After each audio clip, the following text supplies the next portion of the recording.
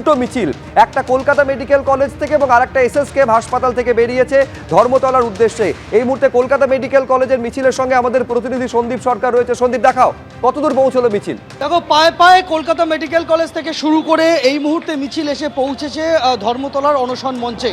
তুমি দেখতে পাবে অনশন মঞ্চে এই মুহূর্তে আগে থেকেই স্লোগান চলছে, বিক্ষোভ চলছে, প্রতিবাদ চলছে, আর তার মাঝেই এই কলকাতা মেডিকেল কলেজ হাসপাতাল থেকে শুরু হয়ে আসা মিছিল সেটাও পায়ে পায়ে এসে পৌঁছেছে।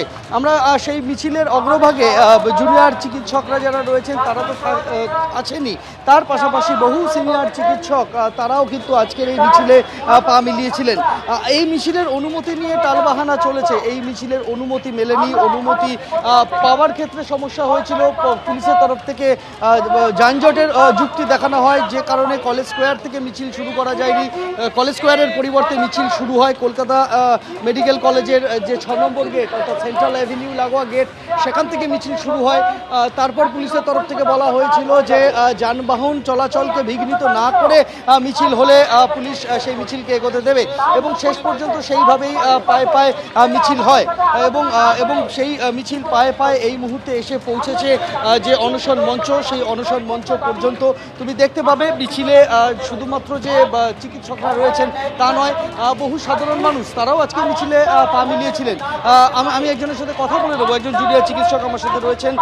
আপনারা আজকের এই মিছিলের অনুমতি তো দেওয়া হয়নি, অনুমতিকে অগ্রাহ্য করেই কি এই মিছিল করলেন?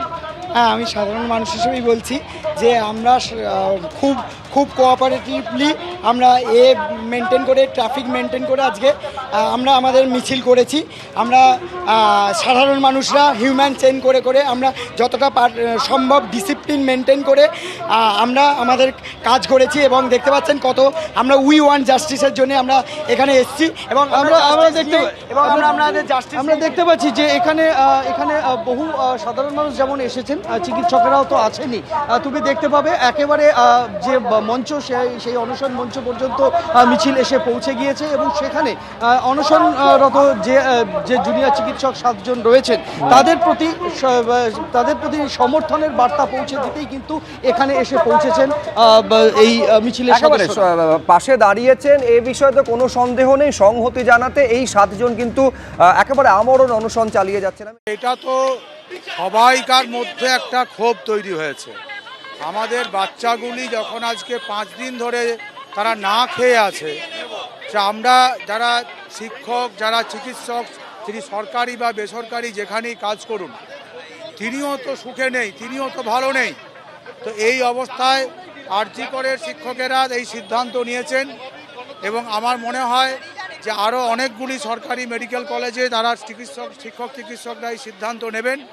যারা প্রাইভেট প্র্যাকটিশনার এবং বিভিন্ন রকমের প্রাইভেট হাসপাতালে কাজ করেন, তারাও হচ্ছেন যে একটা এই রকমই সিদ্ধান্ত তারা নেবেন, এবং যাতে হচ্ছে যে আমরা যত তাড়াতাড়ি সম্ভব সরকারের অন্তত আমরা নজরটা আমরা নিয়ে আসতে পারি যে ছেলেমেয়েগুলি আজ 5 দিন ধরে না খেয়ে আছে, তাড়াতাড়ি আপনারা তাদের ন্যায্য দাবিগুলি মেনে নিন, যাতে তাদের স্বাস্থ্যের অবনতি আরও না হয়।